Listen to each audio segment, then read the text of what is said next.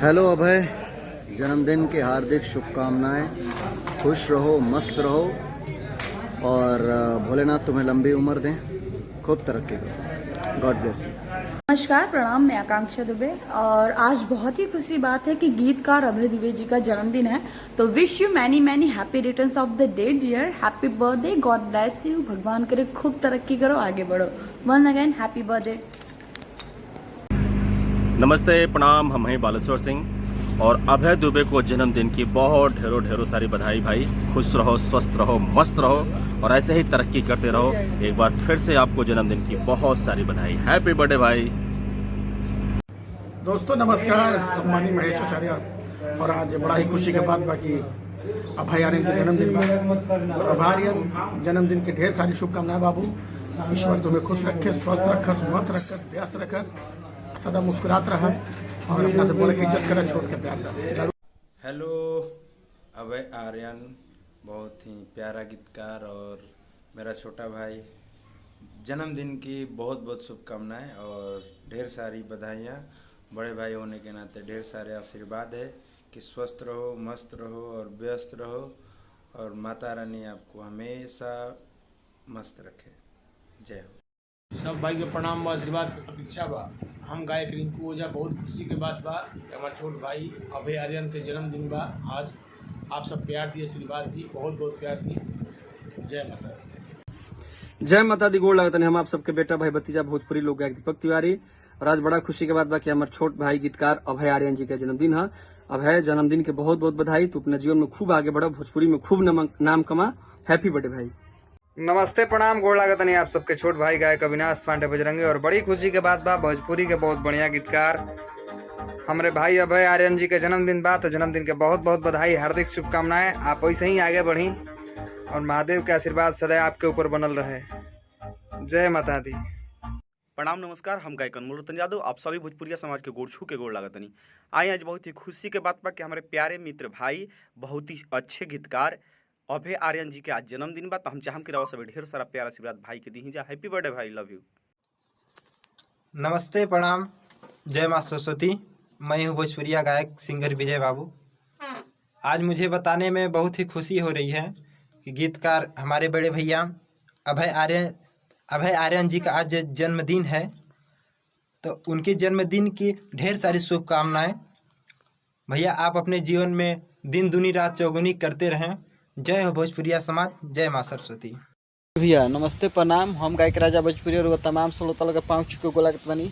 आज हमारा बताने में बहुत ही खुशी होता है कि हमारे प्रिय मित्र, दोस्त, राइटर अभय आर्यन जी के बर्थडे बा। माता रानी से बिनती पके दिन दुगुना रात चौगुना तरक्की करस, जीव हजारों साल। हैप्पी बर्थडे भाई, हैप्पी बर्थडे टू यू। नमस्ते, प्रणाम। हम आप सबके छोट भाई गोलू सम्राट और आज आप सबसे एक बात बताएं, बहुत खुशी होता है कि हमारे भाई भोजपुरी के बहुत ही अच्छे गीतकार अभय आर्यन जी के जन्मदिन बाद हमारे तरफ से जन्मदिन के ढेर सारी शुभकामनाएं। Happy birthday to you, love you. जय माता दी। नमस्ते, प्रणाम। मैं आप सभी का सिंगर अक्षय आर्यन और आज बहुत ही खुशी का दिन है कि भोजपुरी के बहुत ही अच्छे गीतकार अभय आर्यन जी का जन्मदिन है। तो हमारे तरफ से अभय भैया जी को जन्मदिन की ढेर सारी शुभकामनाएं। हैप्पी बर्थडे, अब जियो हजारों साल। Happy birthday to you. Bhojpuri गायक रिकेश राज यादव। आज बताओ बहुत खुशी की बात बा कि गीतकार अभय आर्यन जी का जन्मदिन बा। तो जन्मदिन की ढेर सारी शुभकामनाएं। आप जियो हजारों साल, लव यू ऑल। नमस्कार, प्रणाम।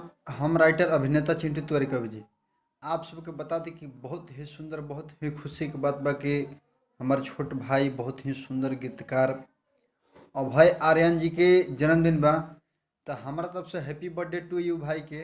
अभय जी, आप जियो हजारों साल और सही गायकी में चार चांद लागत रहो, गाना लिखत रही, आगे बढ़त रही। ये प्रभु से कामना करम माता रानी से कि रउआ लेखनी में चार चांद लग जाओ। आप जियो हजारों साल, हमारे उम्र रउआ में लग जाए। हमारे छोट भाई अभय आर्यन जी के हैप्पी बर्थडे टू यू भाई, लव यू।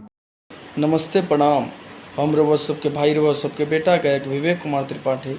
और आज बताओ मैं बहुत खुशी हो रहा बा कि भोजपुरी के बहुत ही अच्छे गीतकार अभय आर्यन जी का जन्मदिन बा। तो जन्मदिन के शुभकामना बा, बधाई बा। माई शेरा वाली से हम कामना करतानी कि रउआ अपन झंडा एकदम लहराइले रहे भोजपुरी जगत में और एकदम यही तरह आगे बढ़ते रहे। जय माता दी। नमस्ते, प्रणाम सभी भोजपुरी समाज के। हम भोजपुरी गायक सिंगर पिंटू प्रेमी, गुरु प्रमोद प्रेमी जी के शिष्य। आई रे सबसे बात बताऊँ, बड़े दिल में खुश होते, बहुत ही अच्छे गीतकार राइटर अभय आर्यन बाबा का जन्मदिन बड़ू, तो हमारा तरफ से हैप्पी बर्थडे रही महाराज जी के, और जन्मदिन के ढेर सारा शुभकामना बधाई रही। माता रानी भोलेनाथ से कामना करम कि और हमेशा जीवन खुशी में भी हर मनोकामना पूर्ण होकर, और सही आपके दिन दोगुना रात चौगुना बढ़ंती होके, आपके गीतकारी में कलम बहुत तेज चले, दिमाग बहुत तेज चले। हैप्पी बर्थडे बाबा। नमस्ते प्रणाम, हम भोजपुरी का एक बिट्टू लाल यादव। बहुत खुशी का बात है कि बड़े भैया बहुत ही भोजपुरी का अच्छे गीतकार अभय आर्यन जी के बर्थडे है, तो हैप्पी बर्थडे भैया, खूब तरह खूब आगे बढ़ो। माता रानी से कामना बतू जी हजारों साल, लव यू बटू यू अभय आर्यन भैया, हैप्पी बर्थडे, जय हो। हेलो नमस्कार प्रणाम, हम भोजपुरी राइटर अंगद बवाली। आज बहुत ही बतावे में खुशी होता कि हमार बड़ भाई भोजपुरी के बहुत ही अच्छे राइटर अभय आर्यन जी का जन्मदिन बा, तो हमारा तरफ से जन्मदिन के ढेर सारी बधाई, ढेर सारी शुभकामनाएं। Happy birthday to you Aryan भाई, स्वस्थ रहें, मस्त रहें, व्यस्त रहें। जय माता दी। नमस्कार प्रणाम, हम आप सबके भाई बेटा भोजपुरी गायक मनुराज तमाम श्रोता सुनने के नमस्कार प्रणाम करते नहीं। और आज बड़ा खुशी की बात बा कि हमारे छोट भाई गीतकार अभय आर्यन जी के आज जन्मदिन बाटे, तो हैप्पी बर्थडे भाई, हमेशा रह खुश रही। गोड़ लागत इन सबके, हम भोजपुरी गायक विष्णु दुबे। आज बतावत कहत बहुत ही हमके खुशी होता है कि हमारे जिगर का टुकड़ा हमार जान हमार भाई भोजपुरी के बहुत ही अच्छा गीतकार राइटर अभय आर्यन जी के जन्मदिन बा। हैप्पी बर्थडे आर्यन जी, लव यू, आप जी 1000 साल, हर हर महादेव। नमस्कार प्रणाम, आप सबको छोट भाई भोजपुरी गायक दीपक प्रेम यादव। आज बहुत खुशी की बात बा, बड़ भैया गीतकार जो कि बहुत अच्छा गीत लिखले बनी, अभय आर्यन भैया का जन्मदिन बा।